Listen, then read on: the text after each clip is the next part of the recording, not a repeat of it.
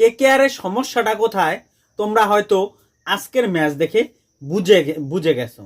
কারণ আমি যখনই কেকেআর রিটেন করেছিল প্লেয়ারদের তখনই কিন্তু আমি বলেছিলাম তারা কিন্তু অনেক ভুল করলো।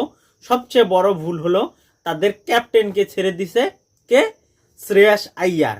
এবং তার সাথে সাথে শ্রেয়াস আইয়ারের যে মিডিল অর্ডারে খেলার যে একটা এক্সপিরিয়েন্স সেটা কিন্তু কাজে লাগতো কেকেআর এর হয়ে, এবং সেটা ইন্ডিয়ান দলে কিন্তু আমরা বারংবার দেখেছি। তার সাথে সাথে যে ফিল সল্ট, যে একজন ইনফর্ম প্লেয়ার ছিল এবং ঘাতক মানে ব্যাটিং করতো সুনীল নারিনের সাথে, তাকেও কিন্তু কেকেআর রিলিজ করে দিয়েছে। এবং সেটা কিন্তু প্রমাণ করলো আজকে ফিল সল্ট। কি দুর্দান্ত যে বিরাট কোহলির সাথে পার্টনারশিপ করলো, 6 ওভারে 80 রানের পার্টনারশিপ। এটাই হয়তো কেকেআর এর ভুল ছিল।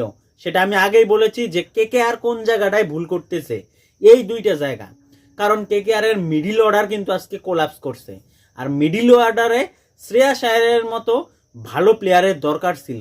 আজকে যেখানে ভেঙ্কটেশ আইয়ার, রিঙ্কু সিং তো লোয়ার অর্ডারের ব্যাটার, সে অন্যরকম, কিন্তু মিডিল অর্ডারের ভেঙ্কটেশের সাথে যদি আরেকজন প্লেয়ার ভালো থাকতো তাহলে হয়তো কেকেআর এর আজকে রানটা 200+ হইতো।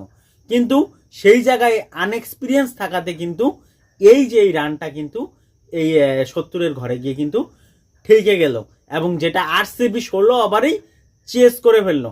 দুর্দান্ত। এবার কিন্তু আরসিবি অন্ততপক্ষে ভালো ব্যাটিং যে লাইন আপটা সেটা কিন্তু ধরে রেখেছে। বিরাট কোহলির সাথে ফিল সল্টের যে একটা কম্বিনেশন সেটা কিন্তু আরসিবিকে অনেকটা ম্যাচই কিন্তু জেতাতে পারে।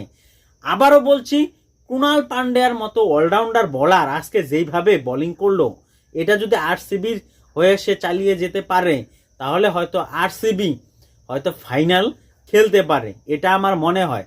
কিন্তু কলকাতার, সেটা আমি বললাম যে যেই জায়গাটা সমস্যা, বোলিংয়ে যেরকম আজকে কলকাতার বোলিংয়ের যেন কোনো ধারই নাই, না সুনীল নারিন, না বরুণ চক্রবর্তীর, না হর্ষিত রানার, না বৈভব আরোরার, কারো বোলিংয়ের কিন্তু ধার ছিল না। এবং যেটা বারংবার কিন্তু মনে করিয়ে দিচ্ছে যে তাদের যে টিম সেটিংটা সেটা কিন্তু দুর্বল আছে। পরবর্তী ম্যাচে যদি তারা সেটিংটা ঠিক মতো না করে, তারা যদি ফর্মে না আসে, কেকেআর এর কিন্তু অবস্থা সামনে গিয়ে অনেক ভয়াবহ হতে পারে।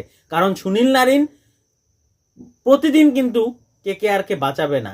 আজকে শুধু আজিঙ্কে রাহানে আর সুনীল নারিনের রানটাই কিন্তু কেকেআর এর দেখা গেছে, বাদ বাকি প্লেয়ারের কিন্তু রানই দেখা গেছে না।